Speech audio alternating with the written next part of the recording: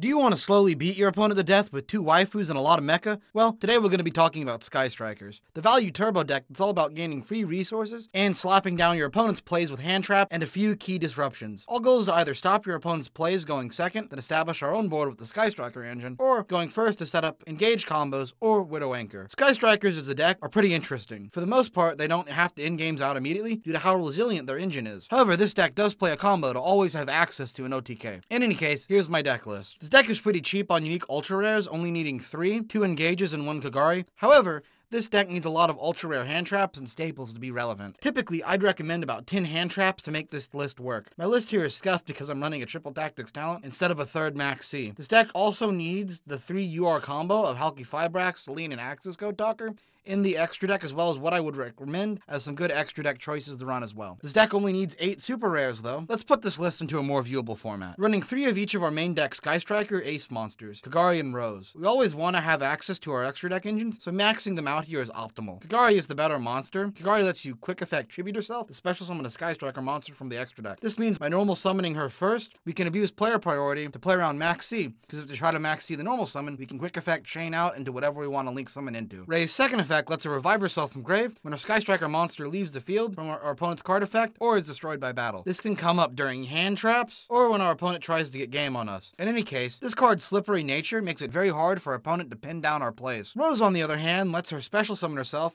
with the summon of another Sky Striker Ace monster. She's free field swarming, and that's appreciated when we're trying to go for game. Also, she has a really niche effect of reviving herself from grave and negating the effect of a face-up monster when a monster in the extra deck zone is destroyed or leaves the field. This is sometimes more swarming and trying to go for game, so do keep an eye out for when this is available. All Sky Striker spell cards get additional benefits from having 3 other spells in grave. This deck is built to optimize that with some additional spells that can be played before our engine pieces. Reinforcement of the Army searches our main deck monsters, Lightning Storm gives us free board clearing, and Terraforming lets us search the Sky Striker field spell. Now, I see y'all looking at my Monster Reborn wondering what's up with that. Why not just run either 3 Shark Cannon or 1 Scissors Cross? Well, my reasoning is simple. Monster Reborn lets you combine the opponent's graveyard stealing of Shark Cannon with the self-recursion of Scissors Cross. But unlike Scissors Cross, you can target Kagari to revive her and re-trigger her skill. Now, onto the main Sky Striker engine. Sky Striker Engage lets us search 1 Sky Striker card, then draw 1 if we have 3 spells in grave. This is better Pot of Greed, and it's at 2. The deck is built around searching and recurring this card as much as possible for value. It's a flex option into your entire deck. Our other Sky Striker searcher is Sky Striker Airspace Area 0. This lets us target 1 card we control to send to the graveyard, the check top 3 for a Sky Striker card to add to our hand. Also, if it's popped, you can special summon a Sky Striker Ace from deck. This card has much needed consistency by searching, potentially filling out our grave with the spell, and working with Terraforming for more spell value. It's a 2 of because we only need 3, and Terraforming counts as 1. When it drones is a special summon of a Sky Striker Ace token. That's what it does. It's an extra option to get to our extra deck on a spell card. 1 of because it's limited. Our removal Sky Striker pieces are Sky Striker Maneuver, Afterburner, and Sky Striker Maneuver Jamming Wave. Afterburner pops a face-up monster. Then if you have 3 or more spells in grave, you can pop a spell your opponent controls. Jamming Wave pops a face-down spell card. Then if you have 3 or more spells in grave, you can pop a monster on the field. Understanding these guys' restriction is pretty important in dismantling your opponent's board. I run 2 of each to help with this deck's ability to go second. These basically function as mini lightning storms and can fish out single negates while filling your grave with spells. Sky Striker Mecha Widow Anchor and Sky Striker Mecha Shark Cannon are our 2 main pieces of interruption and OTK enablers. Widow Anchor is a quick play that negates an opponent's monster effect, then steals it for turn if you have 3 spells in grave. This is Effect Veiler on steroids. It denies link materials and effects. Going first, you want to have this card set. We run 2 because it's semi-limited. Shark Cannon lets us banish an opponent's monster from grave and special to our field for a turn if we have 3 spells in grave. This card is only really good disruption against decks with graveyard effects or decks that want to really interact with the graveyard. Really what we want to do with Shark Cannon is special summon monsters for link fodder. It's a really easy way to access to Halki Fibrax access code OTK. And even if we can't do that combo, we can always just go into Zeke. We run Mecha Harmony Hercule base for fun board attacking with our big link monsters. It's a great searchable option to have at 1. Also, it can shuffle back cards if you want to search them at the end of turn with Shizuku. For hand traps, I'm running 3 Ash, 3 Imperm, what should be 3 Maxi, and 1 Veiler. Veiler combos with Needle Fiber and Celine, so we run it. On to the extra deck. Sky Striker Ace Kagari is this deck's easy recursion machine. She just lets you on her special summon add a Sky Striker spell from grave to hand. Also, she gains attack for having spells in grave. This is amazing as she lets you activate Pot of Greed twice per turn. But she is limited, so you have to be careful about when to use her. Sky Striker Ace Shizuku is an end of turn search the turn she's special summoned. Remember, this can trigger off a Ray skill on your opponent's turn as well. Sky Striker Ace Hayate can attack directly, then dump one Sky Striker card from deck to grave. She combos with Kagari, or can just be used to fill grave. Don't forget you can also dump monsters off Hayate's skill, so you can trigger their in-grave effects. Sky Striker Ace Kanina is a monster attack prevention on special summon. Run 1 to trigger off of Ray on your opponent's turn to get out of a bad spot. Zeke exists to remove problem monsters and gain some attack, and oftentimes I'll make him with the monsters I steal from my opponent's deck. We run 1 Boral Sword to OTK through big boards. We run Crusadia Avramax to deal with large untargetable monsters. And we run Amphibious Swarmship Amlo Whale for recursion and grind game value. This card is cool, by the way. It can special Kagari back from grave when it's destroyed. Kriston Halki Fibrax can special summon Effect Veiler from the deck. Nicking off Veiler plus Halk, you can make Selene. Selene makes spell counters for every spell in the field and grave, and lets you remove 3 spell counters to special Spellcaster from graveyard. Oh, and would you look at that? Effect Veiler's a Spellcaster. This lets you make a Link 4. Usually it's access code talker for his board wiping and large power, but we can also make other things depending on what's needed. I'm gonna mention here that this deck can get you done with 2 Secret Crest very easily, stealing other people's monsters and placing spell counters. This is an easy 300 gems and a hard few more. This deck literally helps pay for itself. This deck's worst matchup is Drytron. They can handle just about every one of your hand traps, and going first, they can negate around 7 to 11 cards a turn. Thunder Dragons aren't great for this deck either. The good news is that Sky Striker handles just about every other deck extremely well. Widow Anchor is an extremely strong card. Fighting Shaddoll's, you can just steal their window and link with it. Fighting Virtual Worlds, who cares about True King of all calamities? Fighting YGOPro Tri-Brigade?